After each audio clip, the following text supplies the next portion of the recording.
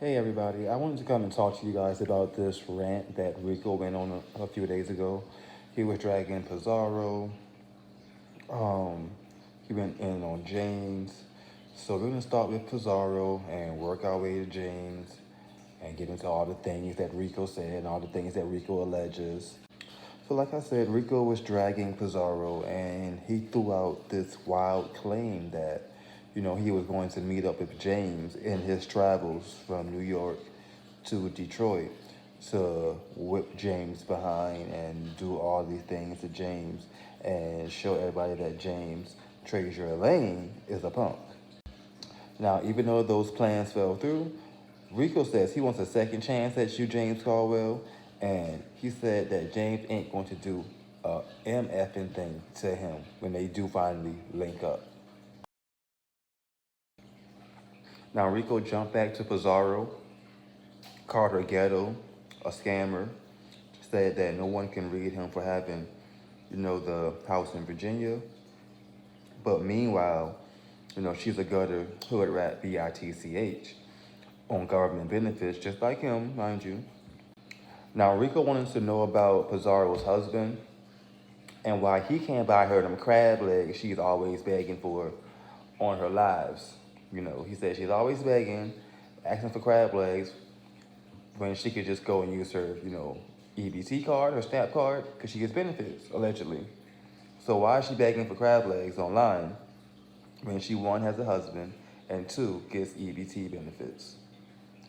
Those are the things that Rico wanted to know from Pizarro. Now, Rico mentioned that he used to be content climbing out of his rented room, in the DMV where he set that fire at. But now he's content living off the government in New York.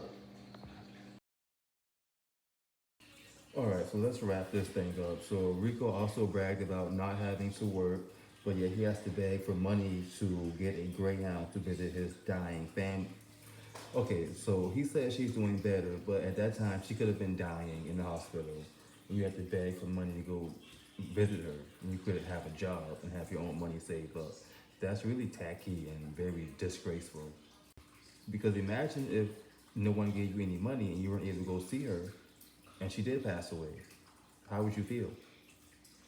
Then we jump back on James, and he was going after James, saying that James was a fool for having cancer and showing it on YouTube and documenting it and whatnot. He also said that James ran Lady Nika off of YouTube, and that's how he ended up getting his views and building his channel by running Nika off of YouTube. And then he followed that up to saying that, RuPaul told James no, so that means he's nothing, and he's nothing compared to T.S. Madison. And why don't T.S. Madison ever invite him over and have him on her lives and stuff like that? Just the stuff that people reach for when they're trying to drag James in regards to T.S. Madison and RuPaul. Now, after all that, upon Rico's return to New York, he was arrested. He was detained by the cops and arrested. So before this all happened, he had gotten a summons because he tried to jump, the little turnstiles at the subway or whatever.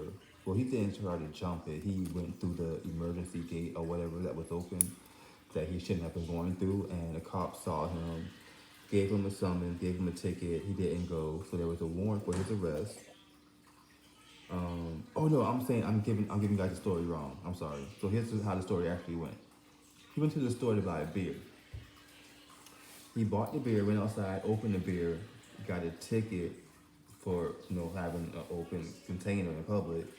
Was issued a summons, didn't show up for the summons, and had an arrest warrant issued for him. When he got back from Detroit to New York, he tried to go through the emergency gate in the subway or whatever, and a cop saw him and stopped him, ran his name, saw he had a warrant, and he was arrested. A hot mess, right? A hot mess. So those are the latest tales of Rico and his rants. You guys hit the thumbs up, share out the video, leave a comment down below, and make sure you all subscribe. Subscribe.